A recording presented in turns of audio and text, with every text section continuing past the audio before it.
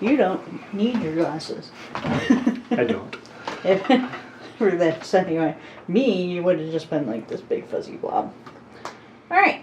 Tell us who you are. Okay, so my name is Edward Kranz. I am a bookbinder and a book restorer. I work at a place called BookForge in Erie, Pennsylvania. We specialize in book restoration, repair, and conservation. We also make bespoke books. We do one-offs, limited editions, 25 to 365 books. I am a fine artist. I am also an author. I'm a husband, a father, a dog owner. I have 2 wonderful children. My daughter's out in LA doing the music scene, so look up OK Taya on social media. Follow her. She's doing incredible things. I have a German Shepherd named Loki. I have 3 cats, Freya, Thor, and Idun. My wife is named Antonia, and she is absolutely wonderful. She enables me to do my artwork and my book work. Without her, I would be working a 9-to-5 job in some corporate America hell. Okay.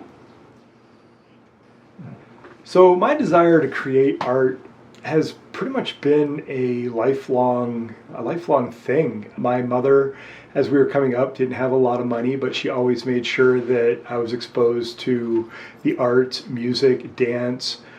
Whenever Christmas would roll around, we would make our own Christmas decorations because we couldn't afford to buy them. So a lot of my artistic ability and my desire to create things is really stems from my mother, and I give her 100% credit. We lost her this June on the 4th, and that was a huge impact in my life. So I would say, yeah, she was the major influence that got me started. She was my spark. So I would define my artistic style, if I'm talking about fine art, I believe I would qualify as a realist. I don't really get into ultra realistic work, and I also don't subscribe to abstract work. While I do appreciate it, I'm somewhere in between. So I would say realism. If you're talking about my writing leans a little bit more into surrealism, very social, politically driven. If we're talking about my book arts are driven by historical technique, doing what's right for the book, which sometimes doesn't mean following the historical technique, but understanding it and knowing what you could do to maybe make the book better, either more modern, sympathetic, or maybe the better thing to do is the historical technique. With the book as object to art, I love taking stories and making them tangible.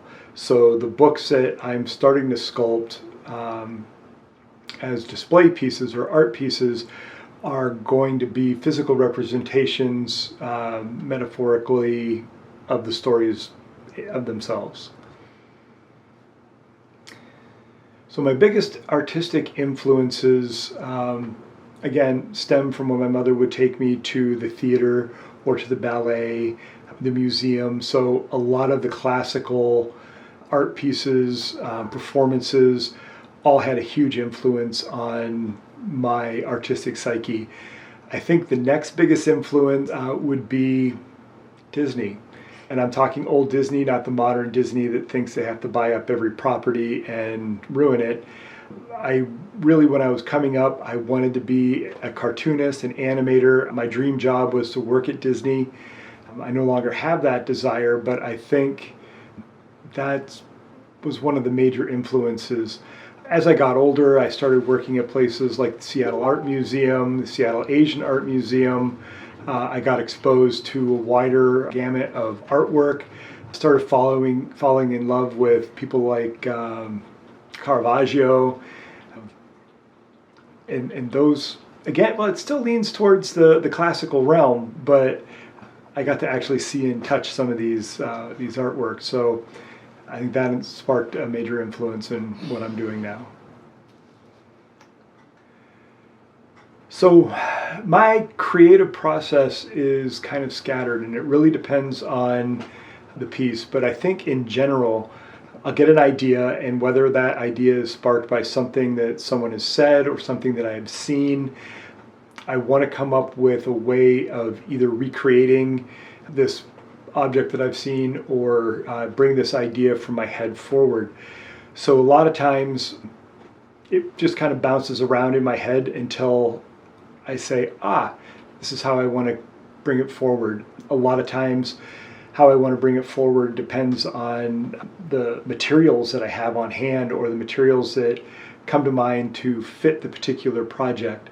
I'll do research, I'll bring the materials in, or if I already have them in the studio, I'll start playing with them, layering them, and kind of putting together like a mood board, if you will.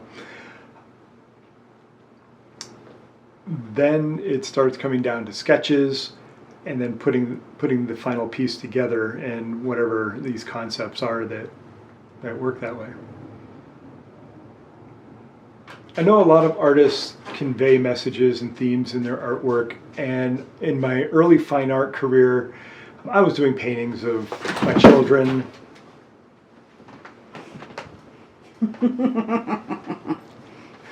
I know a lot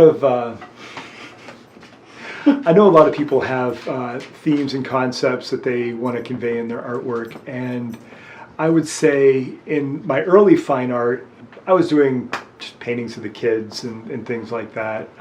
I had no themes or anything, and I was sitting in a cafe in Federal Way with a friend of mine, Marcia, and I had just lost my job at the regional Yellow Page directory, and I was trying to figure out how to go home and tell my wife that I'd lost my job.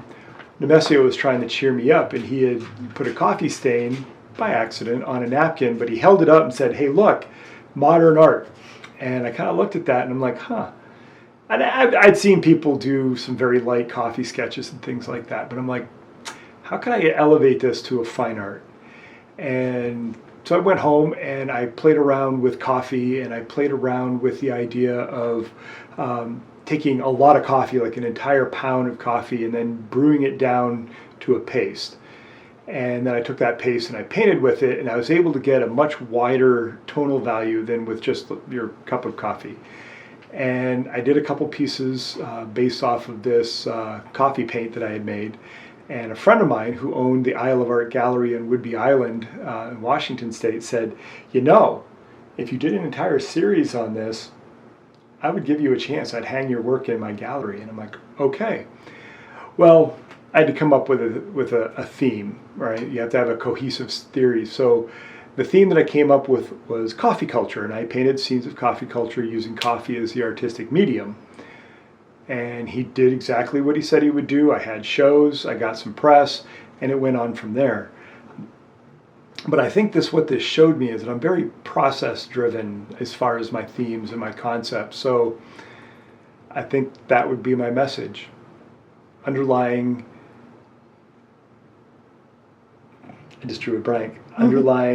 processes. Even in culture, there are underlying processes, and a lot of people don't realize that. Let's continue with the coffee vein. There's roughly 81 countries involved in the coffee industry today. They also happen to be the same countries that are involved in the production of cocaine. Coincidence? I don't know. But the point is, that's what drives me, process. My workspace and environment influences my work profoundly. If there's chaos in the work spot, I don't work very well. Between individual projects, or even as I'll have 3 or 4 books going at the same time, I need to reset the workspace often, daily even. So when I come, it's fresh, it's not chaotic. I'm sure this is an ADHD thing.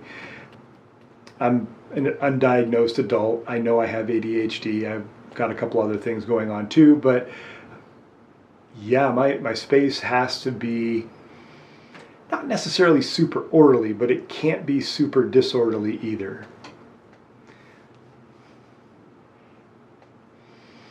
My proudest artistic accomplishment came with the wow, this is multi-tiered. So with my fine art, it came with the coffee culture series and hanging in galleries and seeing press. I was like, wow, I finally made it. I moved out to Seattle to be an artist. My father gave me a portfolio case to take to school, and he said, go fill it. And I did.